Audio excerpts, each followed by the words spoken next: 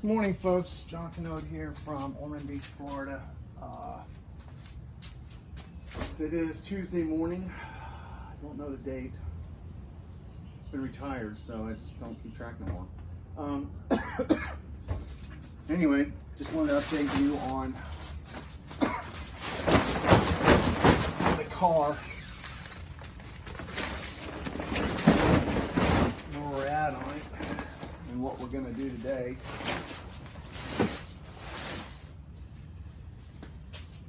So what we've accomplished is quite a bit.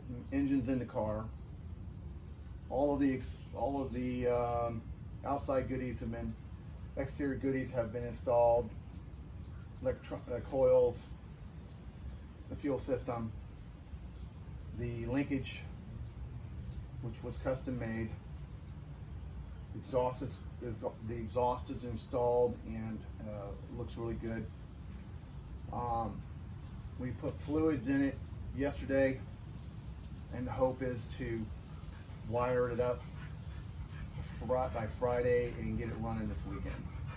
So this has been a long project that you can view on the YouTube channel of John Canode, and see the start to where it is now. You know, from where I began to where it is now. Today, I'm going to make the battery tray, fabricate that out of aluminum. Also have to fabricate a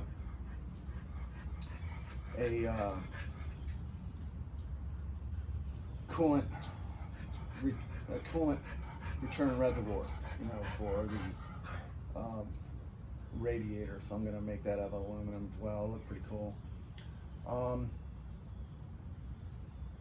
While putting antifreeze and water in the radiator yesterday, I discovered that I drilled a hole in it inadvertently on the bottom of the radiator when I installed the oil cooler.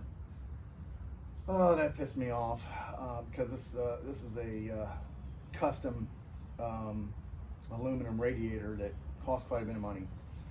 So I was able to patch it. I'm hoping that it will hold. I tried welding it, but it didn't want to weld. So then I took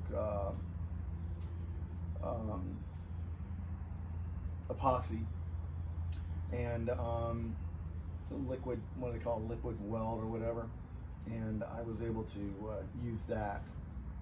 And hopefully I got it sealed up. Otherwise, I'll be buying another radiator. So far, she's holding fluid. I haven't done a pressure test though. So that's where we're at.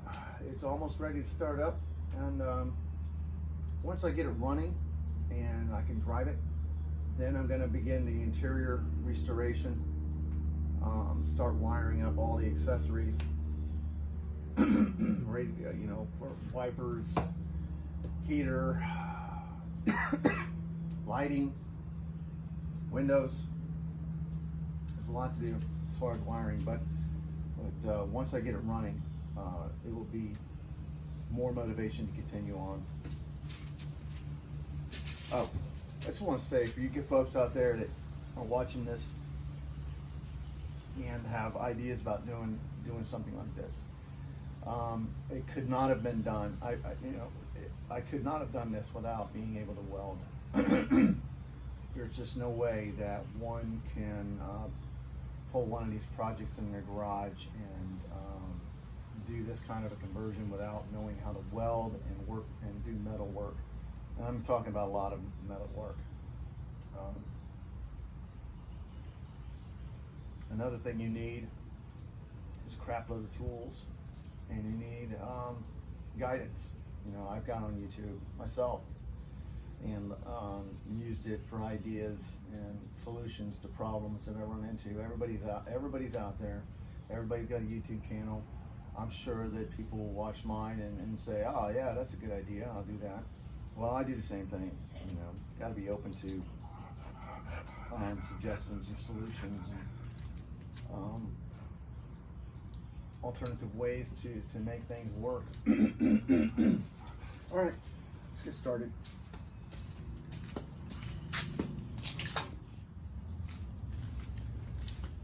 I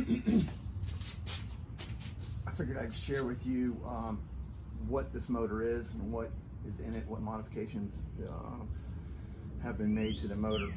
The motor is a 4.8. It came out of a package delivery truck.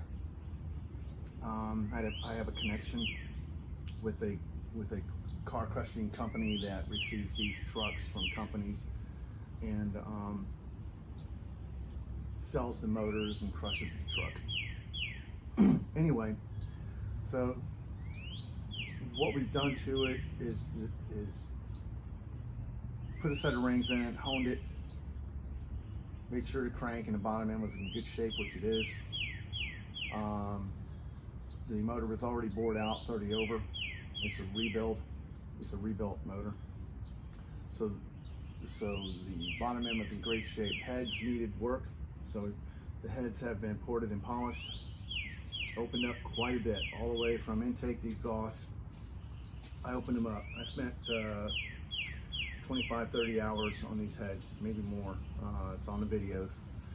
And then I also welded aluminum into the compression chambers to increase the compression. That's also on one of the videos.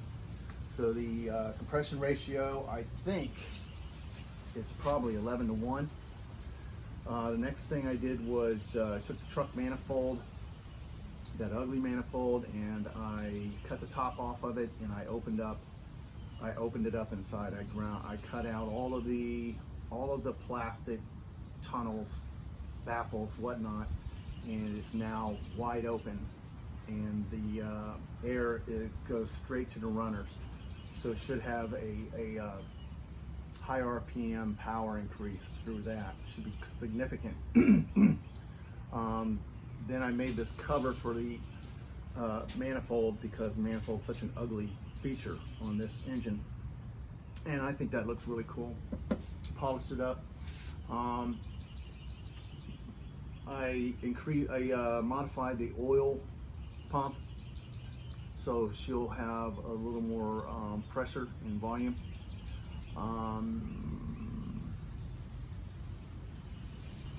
I'll put a cam in it. Cam is a stage 2, and it's got like 585 lift, 230 duration, something like that. I can't remember. So she's gonna be pretty poppy. It's gonna sound good. I love that. I love that. I love that low idle, bouncy exhaust sound.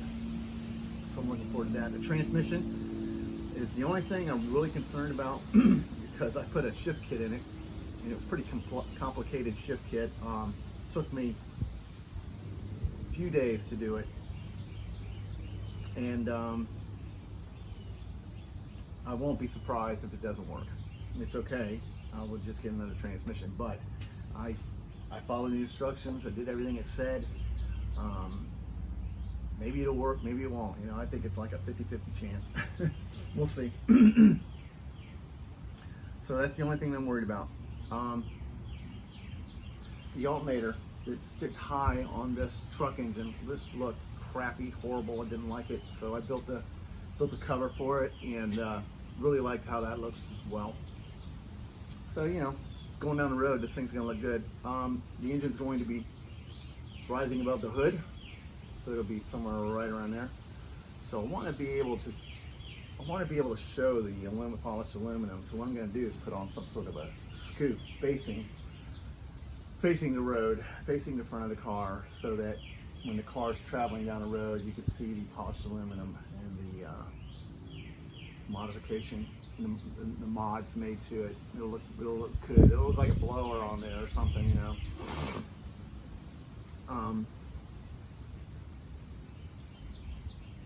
That's all I can think of as far as modifications to the engine. It should have, based on what I know about these engines and seen on YouTube and people who have tested them, it should have around 450 to 500 horsepower, I think. And that's a lot. What the engine that came out of this car had 210 or 15 horsepower. What it was a dog.